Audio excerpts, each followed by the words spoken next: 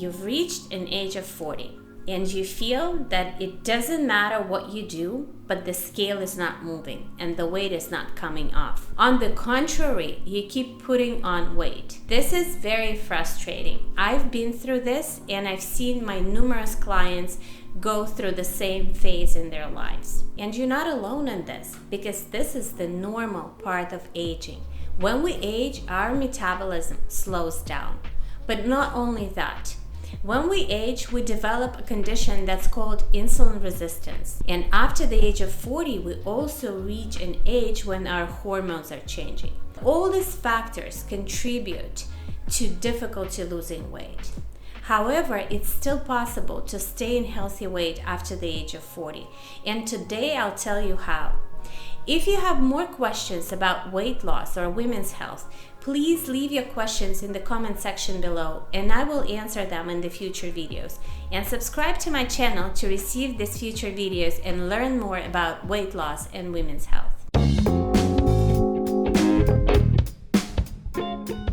I've developed a 3-step plan that helps you lose weight easily. You will see the weight go down. First step is what we eat. I recommend plant-based diet. So your diet should consist for 50% of plant foods, vegetables, and plant sources of fats. Another 50% will be divided between healthy proteins and healthy fats. In healthy proteins, I usually recommend eggs, poultry, red meat. The source of the meat should be preferably organic. In terms of fats, let's focus on healthy plant sources of fats, such as olive oil, avocados, coconut oil, and some seeds and nuts, but in moderation. Second step is when you eat these foods. This is extremely important. Intermittent fasting is the single most effective intervention in weight loss in women up to 40.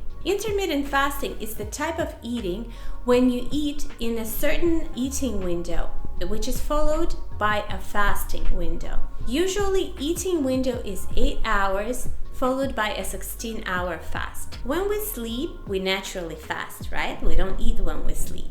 So you finish your last meal of the day 3 to 4 hours before you go to bed. You spend another 8 hours sleeping, and you add to that another 3 to 4 hours in the morning before you break your fast. And this is where the word breakfast comes from. Here you have 16 hours of fasting. 8 hours of eating window, but in this 8 hours, you're supposed to be eating healthy foods that we talked about in the first step.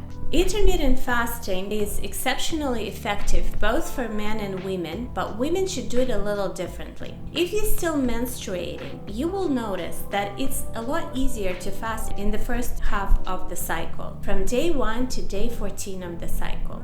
You'll be able to have longer fasting windows, less cravings, and less hunger. However, when you move to the second half of the menstrual cycle, it will be a little more challenging. So instead of giving up intermittent fasting, which I don't recommend, try lengthening the eating window and shortening the fasting window. So instead of 8 hours eating, 16 hours fasting, you can do 10 or even 12-hour eating window and 12-hour fasting. And when you reach the next menstrual cycle, you go back to 8 and 16-hour window. There is another way of doing intermittent fasting, which is fasting for 24 hours. However, I've noticed that specifically for women, 16 to 8 method works a lot better and brings more results because it puts a little less stress on the system.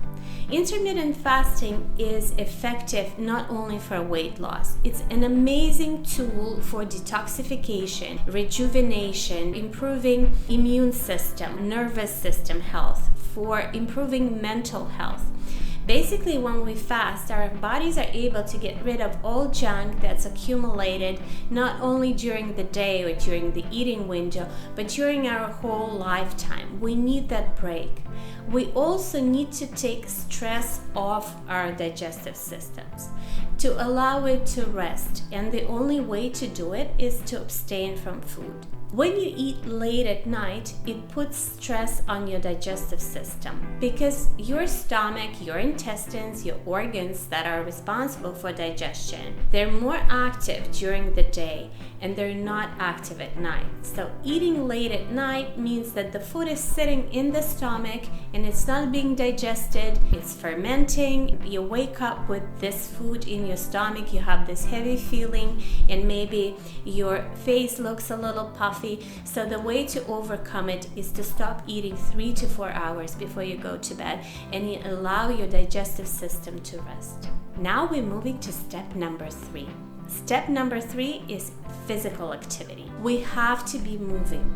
Our bodies are made for movement. We're not supposed to have this sedentary lifestyles that we are so accustomed to. To lose weight, especially after the age of 40, you have to incorporate strength exercises. That means lifting weights or maybe doing resistance training as done in Pilates or other types of exercise. This should be the core of your physical activity. I recommend at least 3 strength training sessions a week, 40 minutes each. You should do strength training at your own capacity. You shouldn't be lifting heavy weights if you're just starting. So pace yourself, start slow, but keep moving in the direction of heavier aerobic activity. So when we just move and we feel that our heart rate is going up is important as well. But doing just aerobic activity wouldn't let you lose weight as effectively as when you combine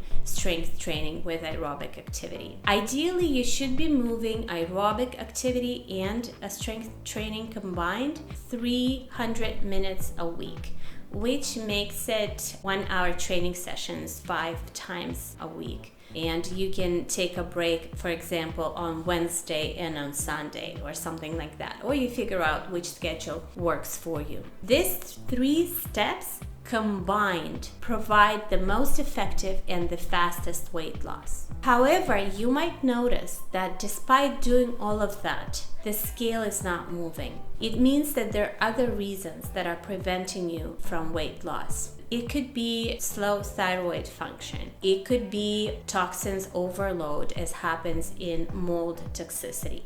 It could be some nutrient deficiencies, and there are other reasons too. I have a video on my channel on how to bring a weight loss plateau that explains in detail why, despite all your efforts, the scale is not moving and you're not losing weight.